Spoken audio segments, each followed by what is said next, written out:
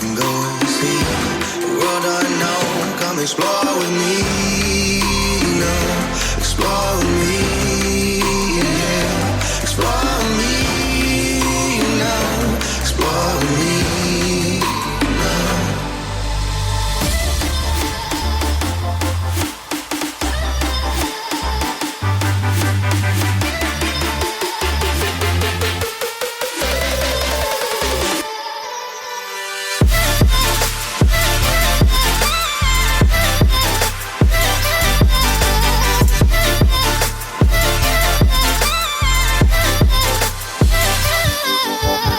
If you guys followed my dad on Instagram, you would see that he posted up a picture of the crate sitting right out front of the garage. And sure enough, one of you guys, typed up the code that's on the side of the box right here, and it led you to figure out exactly what it is. Oops. No, it's fine.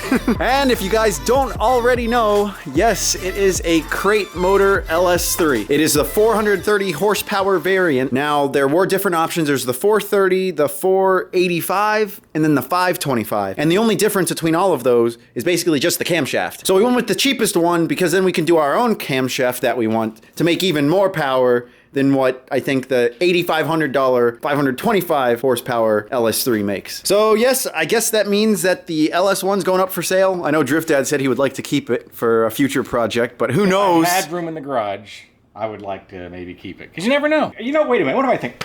What am I thinking?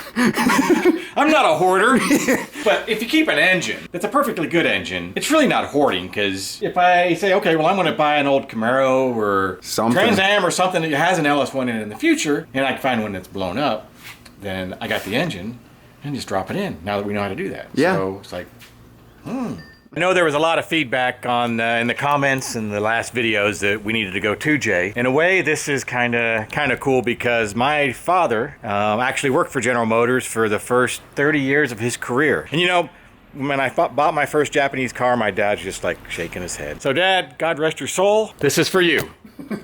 This is for you. Now this isn't for you, I know you don't like that, but this is for you. Or that. Or that. Or that. Or that. Or that. Or any of those three Toyotas right there.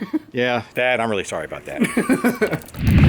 So now that we have this LS3 in our possession, it is time to just tear her apart. Not completely, you know, nothing too crazy. It'd be nice to see 500 wheel out of this engine, although we might be a little bit short of that. That will be plenty for the Pro-Am. So I have this nice big box full of aftermarket parts that need to be installed. This is the Lingenfelter crank converter box that will allow the LS3 to communicate with the 99 Camaro ECU that's in the car. I have a Holley throttle body that I can adapt on here because LS3 throttle bodies are electric and we're going to stay cable driven.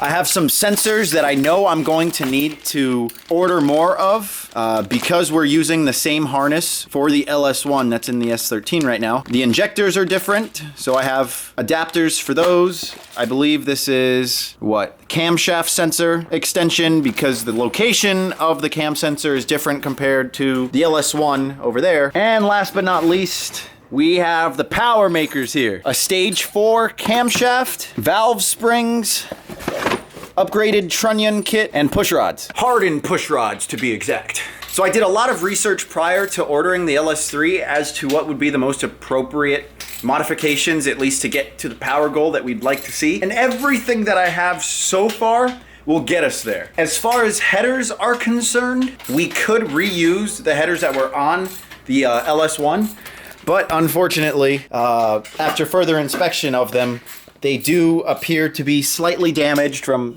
I guess, being a little bit too low. You see they're all beat up right here and dented. I know having dented headers makes you have more low-end torque at the sacrifice of high-end power. How's that? It's proven. There's some people that have done videos on it. I mean, the LS3, 6.2 liters of American glory, will give us plenty of low end, or at least all the low end that we'll ever need in a drift car. So Drift Dad is going ahead and taking off the headers. I believe these are OEM Corvette headers or Camaro headers. It's just whatever comes in the crate motor. Look at that.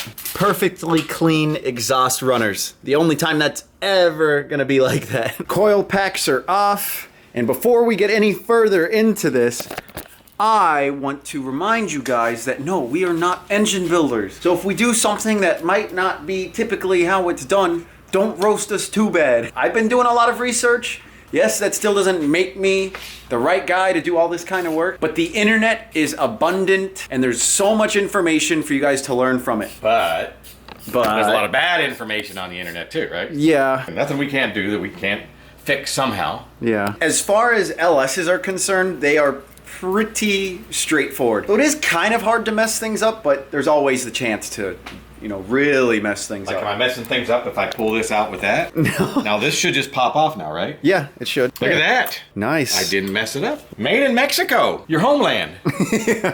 Half of my homeland. Rocker arms on the driver's side are out. We're going ahead and removing the ones on the passenger side. Don't worry, we rotated the engine to make sure there was no spring pressure before we started loosening the bolts that hold in the rocker arms. And don't worry.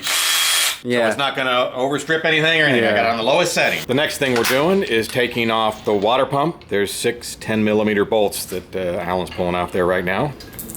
All right. You got it? Yep, I got it. My buddy Javier is here to lend a helping hand. He has a BRZ. Or no, it's an FRS. Oh, yeah. There's a BRZ Master Race. I'm going to go on record.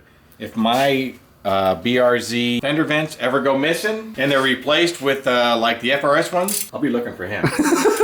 Yeah, Javier wants them. I want the black piece in the middle because mine is silver and it's You're just being picky. I am. I really am. I'm just kidding, though. I trust him. I mean, I know he'd never do that. But if it ever disappears, I know where I'm going.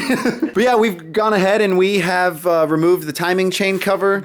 I know on LS3s now they have this tensioner. It's a plastic tensioner that I want to change out with a dampener. I know that's something that people recommend. Hold still. You got it, buddy. Is it a bug? Oh man, I Hold feel still. it. Right there. He's right there. Kill it! No. He is about ready to bite down. Let me see. Okay, I can get down. ready. I feel there. him. You're gonna go down your I shirt. feel him biting. It's going on your shirt. It's going on your shirt. Get him! Can you kill him? Yeah, Eat him. I'm gonna let him go. Unless you give me $5 to eat him. There you go. Fly, be free.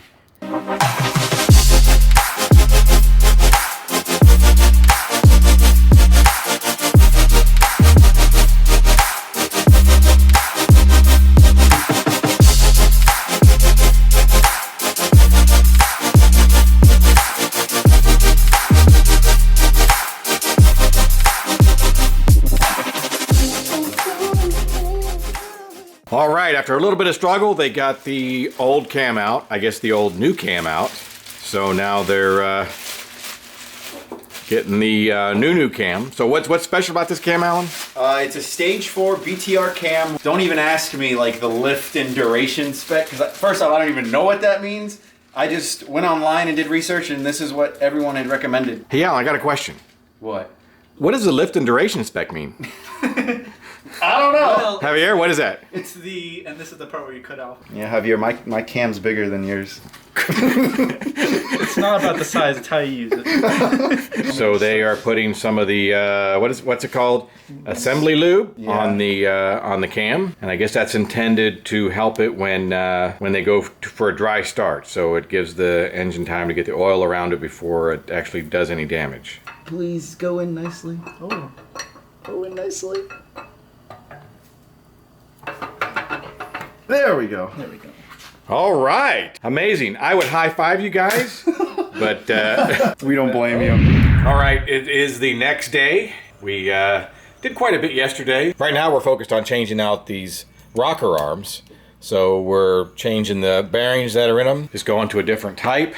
It's recommended for high RPM engines. So we changed out a bunch already. The first thing you gotta do to take these apart, let's see, get a focus on that. Take these rocker arms apart, and you just set these in the tool, and then I'll just put this on the vise, this piece right there, and that'll push out the bearings on each side. Then it pops out.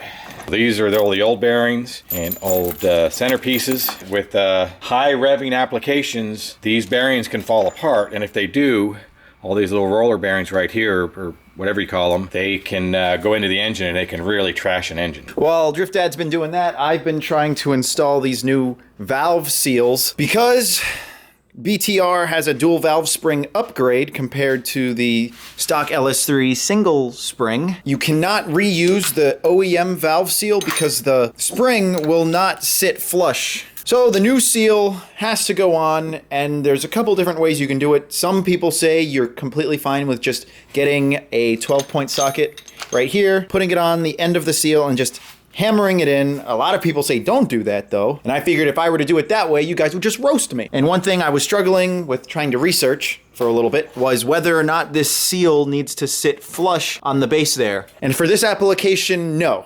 They don't. Quotation marks around that because I'm 95% sure. If one of you guys could verify that for me, I would appreciate that. But as far as installing the springs is concerned, I have this Harbor Freight spring compressor, which works okay with the stock springs, but with these dual BTR springs, it doesn't work all that well. So I'm not going to be able to install the springs just yet. I've ordered the correct tool. It seems like it always boils down to having the correct tools. I know Drift Dad says that a lot. So hopefully that will come in this week, and then I'll get this done, at least this aspect with the valve springs done by next weekend. So not even 2 days into this project, we've ran into our first roadblock. So when we were going to tighten up the cam gear back onto the cam shaft, it calls for 26 foot-pounds for all 3 of these bolts here. So when we were tightening, we noticed that it kept spinning and spinning and spinning, or tightening, tightening, tightening. And before we knew it, it sheared completely, just like that. And luckily, it came out still connected. So we were able to back it out, and it came out, and then when I was messing with it, it broke. And I know people are thinking, oh, you just over-torqued it. No, I guarantee you we didn't. We did. We had Alan's torque wrench, and we had my old style torque wrench, and they were both matching up the same. So that's not it. You would think on a brand new crate motor LS3 that the bolts should work. And sure enough, they failed, which is kind of scaring me, being so new to this. Having a failure like that. I knew something like this was gonna happen and make me stressed out, and it has, but... It's okay, why do you get stressed? I don't know, things need to go the way they should. Yeah, but when have they ever? Yeah, I guess. When have they ever? I'm always perpetually let down by something. So much to do. I'm not gonna say so little time because we don't know when the Pro-Am starts yet, but just a lot that needs to get done. But either way, that's gonna be it for this video. Wish us luck. Let's hope that everything goes smoothly from here on out, although it probably isn't. If everything goes smooth, then we're not learning anything. I guess. You learn from all the trials and tribulations that you have. Yeah. So thank you guys for watching. Thank you for subscribing. And Drift Dad and I, we'll see you guys next time. Peace.